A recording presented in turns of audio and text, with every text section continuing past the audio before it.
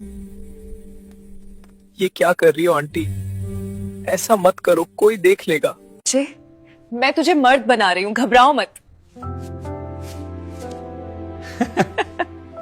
आपकी बात ठीक है आंटी, अगर कोई देख लेगा तो फिर क्या होगा? बच्चे तुम डरते बहुत हो, डरा मत करो, जो दिल में आए कर दिया करो। नहीं आंटी, मैं डरता नहीं हूँ। मुझे इस बात से खौफ आता है कि अगर तुम्हारे भाइयों को पता चल गया तो फिर क्या होगा। तुम मेरे भाइयों को छोड़ो, उन्हें मेरी कोई फिक्र नहीं। अगर होती तो मेरी शादी करते, मैं इस उम्र में भी कुंवारी बैठी हूँ। आंटी आप बेफिक्र हो जाएं, आज के बाद आप कुंवारी नहीं रहेंगी। आपकी ये ख्वाहिश मैं पूरी करूंगा। I promise you, I will make your dream come true.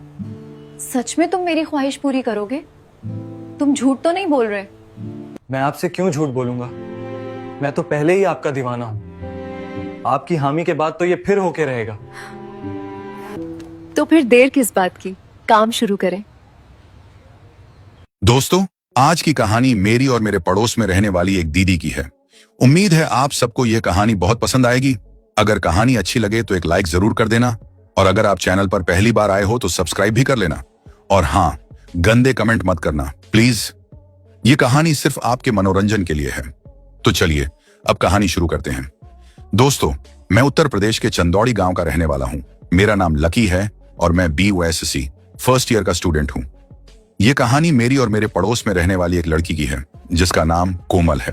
वह उम्र में मुझसे बड़ी है, इसलिए मैं उसे कोमल दीदी कहता हूं।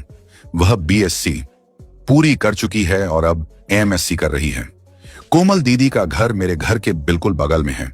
हमारे दोनों परिवारों के बीच अच्छे रिश्ते हैं, इसलिए मेरा उनके घर आना जाना हमेशा लगा रहता था।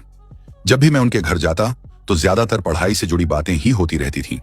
एक दिन उन्होंने मुझसे कहा, तुम रोज कॉलेज से आने के बाद मेरे घर आ जाया करो, मैं तुम्हें तुम्हारे सब्जेक्ट अच्छे से समझा दिया करूंगी। मैंने खुशी खुशी हाँ कर दी।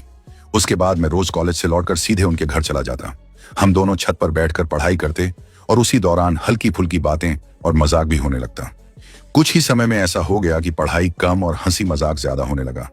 अब हम दोनों बिल्कुल अच्छे और सच्चे दोस्तों की तरह एक दूसरे से पेश आने लगे थे। कोमल दीदी के 2 भाई भी हैं जो बाहर रहकर पढ़ाई करते हैं। घर में ज्यादातर वही दादा दादी के साथ रहती थी। उनकी मां का इंतकाल हो चुका था और उनके पापा अभी विदेश में नौकरी करते थे, इसलिए घर की जिम्मेदारियां ज्यादातर उसी के कंधों पर थीं। हम दोनों रोज ऐसे ही पढ़ाई करते करते हंसी मजाक भी करने लगे थे और यह सिलसिला धीरे धीरे हमारी आदत बन गया था। एक दिन उसने मुझसे अचानक पूछा, तुम्हारी कोई गर्लफ्रेंड है? मैंने सादगी से कहा, नहीं। वह तुरंत हंसते हुए बोली, अरे तो फिर कब बनाओगे, क्या बुढ़ापे में? मैंने मुस्कुराकर कहा, यार कोई ढंग की लड़की मिलती ही नहीं तो गर्लफ्रेंड कैसे बनाऊं? उसने उत्सुक होकर पूछा, अच्छा तो तुम्हें कैसी लड़की चाहिए जो तुम्हें मिल ही नहीं रही? मैंने थोड़ा झिझकते हुए कहा, कम से कम अगर कोई तुम्हारी तरह हो तो ही मैं सोच सकता हूं। यह सुनकर वह चौंक गई और मेरी तरफ देखते हुए बोली, वह हैरानी से मेरी तरफ देखते हुए बोली, मेरी जैसी? इसका क्या मतलब है? मैंने हल्के से कहा, मतलब केयर करने वाली हो, समझदार हो और थोड़ी इंटेलिजेंट भी हो तो जरूर मैं ऐसी लड़की के बारे में सोच सकता हूं। वह मुस्कुराकर बोली, अच्छा तो ये मसला है? मैंने उससे पूछा, हाँ यही मसला है। अब तुम बताओ, तुम्हारा कोई बॉयफ्रेंड है? उसने थोड़ी झिझक के साथ कहा, हाँ है। मैंने पूछा, उससे मिलती भी हो? वह बोली, बात तो हो जाती है मगर मिलना नहीं हो पाता। 4 महीने हो गए हैं तब से हम मिले ही नहीं। मुझे बाहर जाने का वक्त ही नहीं मिलता तो कहां से मिलूं?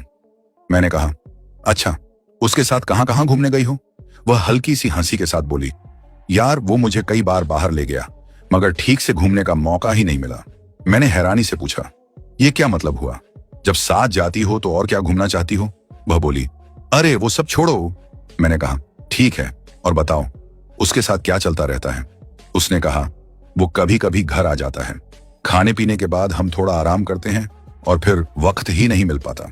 मैंने कहा, अरे तो आराम क्यों करते हो, उसी वक्त बाहर घूम लेना चाहिए ना। वह मुस्कुराकर बोली, जब तुम्हारी गर्लफ्रेंड होगी और तुम उसे बाहर घुमाने ले जाओगे तब तुम्हें खुद समझ आ जाएगा